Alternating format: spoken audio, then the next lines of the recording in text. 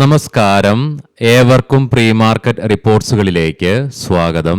ഇന്ന് ജൂൺ 19.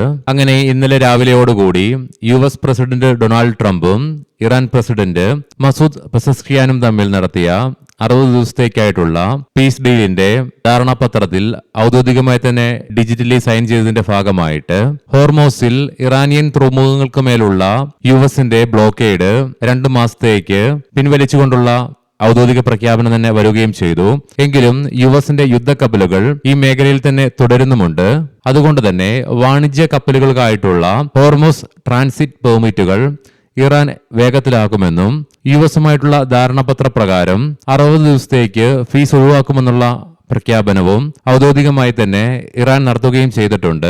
ഇതിനെ തുടർന്ന് ഇന്നലെ നമ്മുടെ മാർക്കറ്റ് അടച്ചതിന് ശേഷം എണ്ണയുടെ വില US ഇറാൻ പ്രശ്നങ്ങൾ ആരംഭിക്കുന്നതിന് തൊട്ടു മുന്നേയുള്ള അഥവാ ഫെബ്രുവരി 27 വിലയിലേക്ക് എത്തിച്ചേർന്നിട്ടുമുണ്ടായിരുന്നു. ഇന്നലെ ഇന്ത്യയിൽ നിന്നും ജൂൺ 17 വരെയുള്ള ഈ ഫിനാൻഷ്യൽ ഇയറിലെ ഫസ്റ്റ് ക്വാർട്ടറിലെ നെറ്റ് ഡയറക്ട് ടാക്സ് കളക്ഷന്റെ റിപ്പോർട്ട് പുറത്തുവിട്ടു. ഇയർ ഓൺ ഇയർ ബേസിസിൽ 14.6% വർധനവ് രേഖപ്പെടുത്തിക്കൊണ്ട് 5.2 ലക്ഷം കോടി രൂപയാണ് കളക്ട് ചെയ്തതും. ഇനി ഇന്നത്തെ നമ്മുടെ മാർക്കറ്റിലേക്ക് സ്പെസിഫിക് ആയിട്ട് വന്നു കഴിയുമ്പോൾ അനലിസ്റ്റുകളുടെയും എക്സ്പേർട്ടുകളുടെയും അഭിപ്രായങ്ങൾ പ്രകാരം ഓവറോൾ ട്രെൻഡ് പോസിറ്റീവായിട്ട് തന്നെ നിലകൊള്ളുന്നുണ്ടെങ്കിലും കൺസോളിഡേഷനുള്ള സാധ്യതകളോ അല്ലെങ്കിൽ റീട്രേസ്മെന്റിനുള്ള സാധ്യതകളോ തള്ളിക്കളയാനാവുകയുമില്ല. അനലിസ്റ്റുകളുടെയും എക്സ്പേർട്ടുകളുടെയും അഭിപ്രായങ്ങൾ പ്രകാരം നിഫ്റ്റിക്ക് ഇനി മുന്നോട്ടൊരു പ്രയാണം സാധ്യമാകണമെങ്കിൽ 24,100 എന്ന ലെവലിന് മുകളിലായിട്ട് നിലനിൽക്കേണ്ടതായിട്ടുണ്ട്. മാത്രമല്ല ഫെബ്രുവരി 23 ശേഷം ഇന്നലെ നിഫ്റ്റിക്ക് അതിന്റെ ലോങ് ടൈം മൂവിംഗ് ആവറേജ് ആയ 100-ഡേ EMA തിരിച്ചു പിടിക്കുവാനായി 24,150 എന്ന ലെവൽ മറികടക്കുവാൻ സാധിച്ചതിനെ തുടർന്ന് ആയതിനാൽ തന്നെ ഇനി നിഫ്റ്റിക്ക് മുന്നോട്ടുള്ള പ്രയാണത്തിൽ 24,250 എന്ന ലെവലിൽ ഒരുപക്ഷെ ശക്തമായ റെസിസ്റ്റൻസ് നേരിട്ടേക്കാം. കാരണം ഈ ലെവലിലായിട്ടാണ് നിഫ്റ്റിയുടെ 200-ഡേ മൂവിംഗ് ആവറേജ് നിലകൊള്ളുന്നതും. ഈ ലെവലും ശക്തമായി മറികടന്നുകൊണ്ട് മുന്നോട്ട് പോകാൻ സാധിക്കുകയാണെങ്കിൽ 24,500 എന്ന ലെവലിൽ നിഫ്റ്റിക്ക് ക്രൂഷ്യൽ റെസിസ്റ്റൻസ് ഒരുപക്ഷെ നേരിടേണ്ടതായിട്ടും വന്നേക്കാം. അതേസമയം അവസാന 5 ട്രേഡിംഗ് സെഷന് കൊണ്ട് നിഫ്റ്റിക്ക് 4% ശക്തമായ നേട്ടം കൈവരിക്കുവാൻ സാധിച്ചതുകൊണ്ട് തന്നെ പ്രോഫിറ്റ് ബുക്കിംഗ് നടക്കുകയാണെങ്കിൽ 24,000 എന്ന ലെവൽ ഡൗൺ സൈഡിലേക്ക് സൈക്കോളജിക്കൽ സപ്പോർട്ട് ആണെങ്കിലും 23,800 എന്ന ലെവൽ നിഫ്റ്റിയെ സംബന്ധിച്ചിടത്തോളം ഡൗൺ സൈഡിലേക്ക് കീ സപ്പോർട്ട് ഏരിയ കൂടി തന്നെയാണ്. എന്നാൽ ഈ ലെവലും നിഫ്റ്റിക്ക് ഇന്ന് ബ്രേക്ക് ചെയ്യേണ്ടതായിട്ട് വന്നു കഴിഞ്ഞാൽ തുടർന്ന് 23,650 എന്ന ലെവലും നിഫ്റ്റിയെ സംബന്ധിച്ചിടത്തോളം കീ സപ്പോർട്ട് ഏരിയ കൂടി തന്നെയാണ്. ഈ ലെവലിൽ നിഫ്റ്റിക്ക് ബ്രേക്ക് ചെയ്യേണ്ടതായിട്ട് വന്നു കഴിഞ്ഞാൽ തുടർന്ന് ഒരു പക്ഷേ സെല്ലിംഗ് പ്രഷറും വർദ്ധിക്കുവാൻ സാധ്യതയുണ്ട്. പ്രത്യേകം ശ്രദ്ധിക്കുക, ഇത് ട്രേഡ് റെക്കമെൻഡേഷൻ അല്ല, അനലിസ്റ്റുകളുടെയും എക്സ്പേർട്ടുകളുടെയും അഭിപ്രായങ്ങൾ മാത്രമാണ്. എഡ്യൂക്കേഷൻ പേർപ്പസിന് വേണ്ടിയിട്ടാണ് ഈ ലെവലുകൾ വിശദീകരിക്കുകയും ചെയ്തത്. ഇന്ന് ഇന്ത്യയിൽ നിന്നും നമ്മുടെ മാർക്കറ്റ് അടച്ചതിന് ശേഷം വൈകുന്നേരം 5 മണിയോടുകൂടി മോണിറ്ററി പോളിസി മീറ്റിംഗ് മിനിറ്റ്സിന്റെ റിലീസ് മാത്രമേ നടക്കാനുള്ളൂ. അതേസമയം പ്രധാനപ്പെട്ട ഗ്ലോബൽ ഇവന്റുകൾ ഒന്നും തന്നെ ഇന്ന് നിലനിൽക്കുന്നതുമില്ല, എസ്പെഷ്യലി US നിന്നും.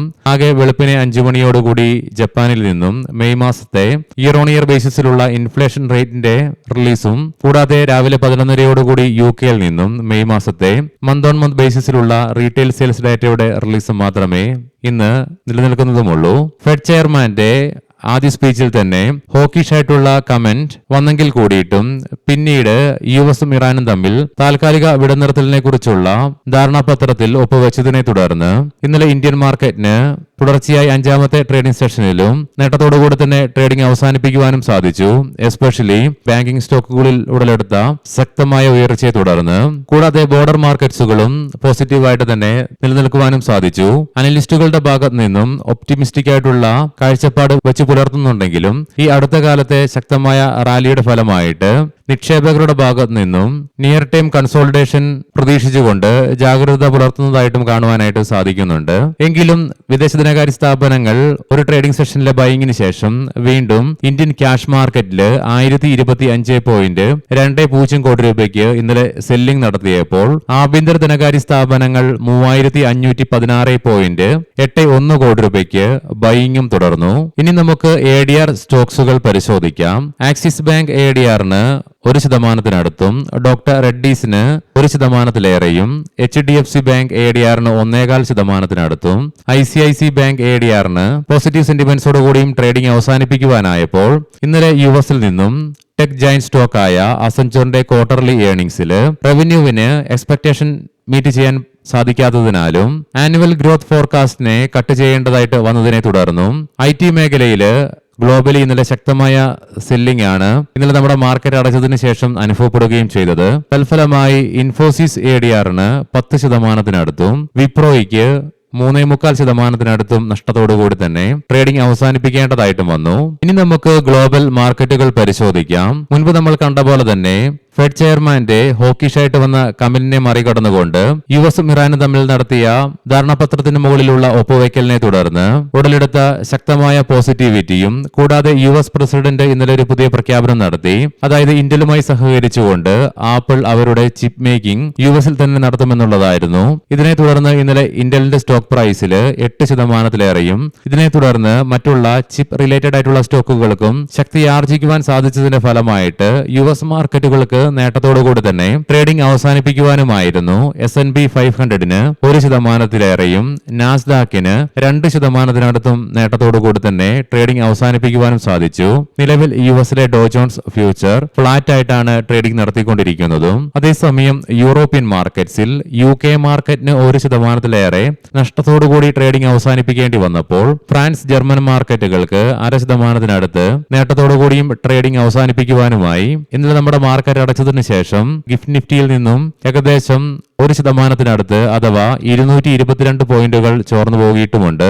ആയതിനാൽ തന്നെ നിലവിലെ ഗിഫ്റ്റ് നിഫ്റ്റിയുടെ ഇൻഡിക്കേഷൻ പ്രകാരം ഗ്യാപ് ഡൗൺ ഓപ്പണിംഗ് ആണ് ഇന്ന് നമ്മുടെ മാർക്കറ്റിൽ എക്സ്പെക്ട് ചെയ്യുവാനായിട്ട് സാധിക്കുക. ഏഷ്യൻ മാർക്കറ്റ്സിൽ ജപ്പാൻ മാർക്കറ്റ് 1%-അടുത്തും കൊറിയൻ മാർക്കറ്റ് 2.25%-ലേറെയും നേട്ടത്തോടു കൂടിയിട്ട് ഇന്ന് വ്യാപാരം ആരംഭിച്ചിട്ടുണ്ട്. കൊമോഡിറ്റിയിലേക്ക് വരുമ്പോൾ ഇന്നലെ നമ്മുടെ മാർക്കറ്റ് അടച്ചതിന് ശേഷം എണ്ണയുടെ വിലയിൽ വീണ്ടും ശക്തമായ ഇടിവ് രേഖപ്പെടുത്തിക്കൊണ്ട് മുൻപ് നമ്മൾ കണ്ട പോലെ തന്നെ യുഎസും ഇറാനും തമ്മിലുള്ള പ്രശ്നങ്ങൾ തുടങ്ങുന്നതിന് മുന്നേയുള്ള ഫെബ്രുവരി 27-ാം തീയതിയിലെ വിലയിലേക്ക് എത്തിച്ചേർന്നെങ്കിലും പിന്നീട് ഉയർച്ച രേഖപ്പെടുത്തിയെങ്കിലും ഇന്ന് രാവിലെയോടുകൂടി വീണ്ടും ബ്രന്റ് ക്രൂഡിന്റെ വിലയിൽ 1%-ലേറെയും ക്രൂഡ് ഓയിലിന്റെ വിലയിൽ 1%-ന് താഴെയും ഇടിവാണ് അനുഭവപ്പെടുന്നത്. ബ്രന്റ് ക്രൂഡിന്റെ വില $79.03 ആയിട്ടും ക്രൂഡ് ഓയിലിന്റെ വില $75.92 പെർ ബാരൽ എന്ന നിലയിലുമായിട്ടാണ് ട്രേഡിംഗ് നടന്നുകൊണ്ടിരിക്കുന്നത്. ഇന്നലെ നമ്മുടെ മാർക്കറ്റ് അടച്ചതിനു ശേഷവും ഗോൾഡ് ഇടിവ് തുടർന്നു. കൂടാതെ നിലവിൽ ഏകദേശം 0.5%-അടുത്ത് അഥവാ $19.31 ഇടിവോടുകൂടി $4190.30 പെർ ഔൺസ് എന്ന നിലയിലേക്ക് ഗോൾഡിന്റെ വില എത്തിച്ചേർന്നിട്ടുമുണ്ട്. ഇനി നമുക്ക് സ്പെസിഫിക് ആയിട്ട് നിഫ്റ്റിയുടെ ടെക്നിക്കൽസുകൾ പരിശോധിക്കാം. PCR 1.11 എന്ന നിലയിൽ ബുള്ളിഷ് ആയിട്ട് തന്നെ നിലനിൽക്കുന്നു. മാക്സ് പെയിൻ 24,100 എന്ന ലെവലിലും തുടർച്ചയായി 5ാമത്തെ ട്രേഡിംഗ് സെഷനിലും ഇന്നലെ തുടരുവാനായ നേട്ടത്തിന്റെ ഫലമായിട്ട് നിഫ്റ്റിക്ക് അതിന്റെ ഷോർട്ട് മിഡ് ഡേ മൂവിംഗ് ആവറേജുകളുടെ മുകളിലായിട്ട് വ്യാപാരം അവസാനിപ്പിച്ച് നിലനിൽക്കുവാനും അവയ്ക്ക് അവയുടെ അപ് ട്രെൻഡ് നിലനിർത്തുവാനുമായി മാത്രമല്ല മുൻപ് നമ്മൾ കണ്ട പോലെ തന്നെ ലോങ് ടൈം മൂവിംഗ് ആവറേജ് ആയ 100-ഡേ EMAയ്ക്ക് മുകളിൽ ഫെബ്രുവരി 23-ന് ശേഷം ഇതാദ്യമായിട്ട് നിഫ്റ്റിക്ക് ക്ലോസിംഗും രേഖപ്പെടുത്തുവാനായപ്പോൾ RSIയിലും ഉയർച്ച രേഖപ്പെടുത്തിക്കൊണ്ട് 62.43 എന്ന ലെവലിലേക്കും എത്തിച്ചേർന്നു. വീക്കിലി ഓപ്ഷൻസ് ഡാറ്റ പ്രകാരം 24,500 എന്ന സ്ട്രൈക്കിലാണ് കോൾ സൈഡിലേക്ക് ഏറ്റവും കൂടുതൽ ഓപ്പൺ ഇൻട്രസ്റ്റ് കാണുവാനായിട്ട് സാധിക്കുക. അതേ സ്ട്രൈക്കിൽ തന്നെയാണ് ഏറ്റവും കൂടുതൽ കോൾ റൈറ്റിംഗും നിലവിൽ കാണുന്നത്. അതേസമയം 24,000 എന്ന സ്ട്രൈക്കിലാണ് പുട്ട് സൈഡിലേക്ക് ഏറ്റവും കൂടുതൽ ഓപ്പൺ ഇൻട്രസ്റ്റ് കാണുവാനായിട്ട് സാധിക്കുന്നത്. എങ്കിലും 24,100 എന്ന സ്ട്രൈക്കിലാണ് ഏറ്റവും കൂടുതൽ പുട്ട് റൈറ്റിംഗും നിലവിൽ കാണുക. ഇനി നമുക്ക് ഇന്നത്തെ പ്രധാനപ്പെട്ട സ്റ്റോക്കിംഗ് ന്യൂസുകൾ പരിശോധിക്കാം. മുൻകൂട്ടി ഓർമ്മിപ്പിച്ചുകൊള്ളട്ടെ, ഇത് ഒരു ബൈ ഓർ സെൽ റെക്കമെൻഡേഷൻ അല്ല. ബജാജ് ഓട്ടോ 5,633 കോടി രൂപയുടെ ഷെയർ ബൈബാക്കിന്റെ റെക്കോർഡ് ഡേറ്റ് 2026 ജൂൺ 24 ബുധനാഴ്ചയാണെന്നുള്ള പ്രഖ്യാപനം കമ്പനി നടത്തി. RBL ബാങ്ക് $2.75 ബില്യൺ നിക്ഷേപത്തോടു കൂടിയിട്ടുള്ള മജോറിറ്റി സ്റ്റേക്ക് അക്വിസിഷൻ RBL ബാങ്കിൽ UAയിൽ നിന്നുമുള്ള എമിറേറ്റ്സ് NBD ബാങ്ക് കംപ്ലീറ്റ് ചെയ്തു. SBI 2027 സാമ്പത്തിക വർഷത്തിൽ ബോണ്ടുകൾ വഴി 60,000 കോടി രൂപ സമാഹരിക്കാനായിട്ട് ബാങ്ക് പദ്ധതിയിടുന്നുണ്ട്. ജൂബിലന്റ് ഫാമോവ ലിമിറ്റഡ് 2026 ജൂൺ 17-ന് അതായത് മിനിങ്ങാന്ന് US FDA വെസ്റ്റ് മിനിസ്റ്റർ വെസ്റ്റിലെ ജൂബിലന്റ് ഹോളിസ്റ്റെറൈലിന്റെ സ്പോക്കെയിൻ ഫെസിലിറ്റിയിൽ നടത്തിയ പരിശോധനയിൽ 8 നിരീക്ഷണങ്ങൾ നൽകി. ദാൽമിയ ഭാരത് 2026 ഓഗസ്റ്റ് 28 മുതൽ ദാൽമിയ ഭാരതിനെ F&O വിഭാഗത്തിൽ നിന്ന് BSE നീക്കം ചെയ്യും. ക്രിസിൽ ലിമിറ്റഡ് പ്രവാസികൾക്കുള്ള പേയ്മെന്റുകളിൽ ബന്ധപ്പെട്ട TDS വ്യവഹാരം പലിശ ഉൾപ്പെടെ TDS ഡിമാൻഡിൽ നിന്ന് 2014-15 ആദായ നികുതി അപ്പീലിൽ നിന്ന് കമ്പനിക്ക് അനുകൂല ഉത്തരവ് ലഭിച്ചു.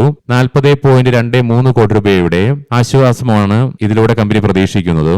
പൈസ ക്യാപിറ്റൽ 2026 ജൂൺ 18 ഇന്നലെ നടക്കേണ്ടിയിരുന്ന കമ്പനിയുടെ ബോർഡ് മീറ്റിംഗ് അനിശ്ചിതമായി മാറ്റിവെച്ചു. ഷെയ്ലി എഞ്ചിനീയറിംഗ് പ്ലാസ്റ്റിക്സ് 105 കോടി രൂപയുടെ മൂല്യം വരുന്ന ഷെയറുകൾ അഥവാ 4 ലക്ഷം ഓഹരികൾ ബ്ലോക്ക് ഡീൽ വഴി കമ്പനിയുടെ പ്രൊമോട്ടർ വിറ്റഴിച്ചു. HG ഇൻഫ്ര ശ്രീ വികാസ് ജെയിനിനെ കമ്പനിയുടെ ചീഫ് ഫിനാൻഷ്യൽ ഓഫീസറായിട്ട് ബോർഡ് നിയമിച്ചു.